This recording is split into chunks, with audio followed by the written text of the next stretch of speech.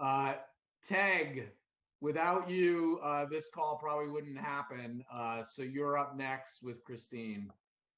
Awesome, thanks.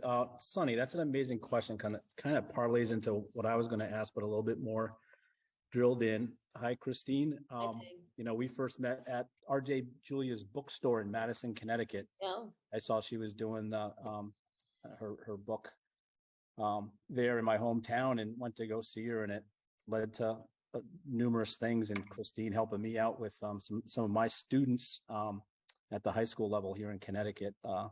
With a workshop that involves Scott and some other folks too.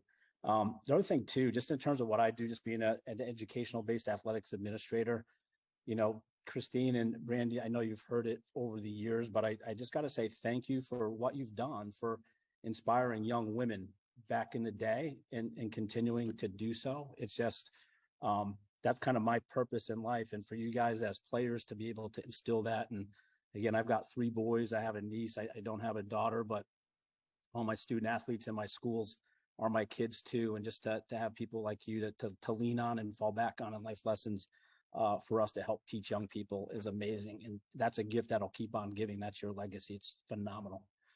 Following up on Sonny's question, it was kind of Kristine. So I'm kind of working through some things myself, like some next step concepts and whatnot. And so initially I thought questions were going to go in that teamwork vein, but I'm just wondering, even drilling down into you in some of your transition and writing the book, are there any potential teachable moments in terms of maybe some hard things that were in that discomfort zone for you that you were trying to figure out and saying, I'm going to write a book, and what does it mean and what it might parlay into, that you might have some teachable moments for some of us in this group that are working on next steps and next things and might be hesitant or trying to figure out how to pull the trigger. And again, what Joe was saying, certain things, figuring out how to let go to move on to the next process. So I don't know if there was a question in that or not, but Yeah, well, do my best. Well, I think, what writing a book was not something on my radar at all. But I think after speaking to my friends and their encouragement, it goes back to the support, your support system always to help you see things or get through things. And, with their help, and also my thought process of, sharing so much is like, oh, am I just throwing us out there that we were this great team, this and that? But coming from their perspective, it was more of, you guys have so much to offer other people. Your story has so much more to offer. So when I looked at it as that perspective of sharing our story in a sense of, gosh, this is what we did, and this is what helped us be successful, instead of being like, oh yeah, we did this, we did that, or like that. It would change my mindset, and their help, my 2 friends, the help and process made me get over that hump of getting out of my comfort zone a bit, because writing's probably not my strongest suit. But with their help and working together on this and having such a great topic of all my teammates and friends was really wonderful. And I think, to the other part of your question of, the transition of going from something to something, it's never easy. I think change is hard, but change is also necessary. And then after Brandy listening to you talk and Joe listening to you talk, it's really hard for me maybe to let go, Joe, of we were at the highest level. We were the best of the best, playing on that national team.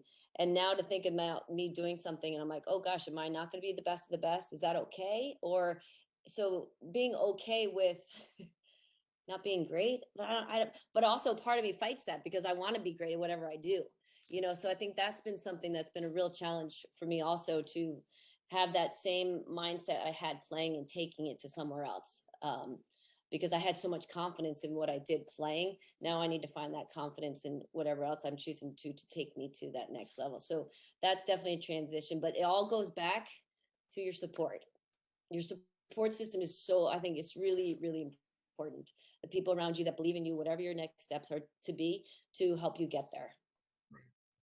I think if Awesome, we're all thanks. pushing and trying to achieve and be true outliers, like we're going to be rookies a lot in our life. And you probably went from Wilton, where you were, best player, to UNC, and then rookie, and then you know, to the national team. So it's like that constant evolution. We're always, you know, hopefully putting ourselves in the position to be a rookie again and striving for success in whatever our new endeavor is. We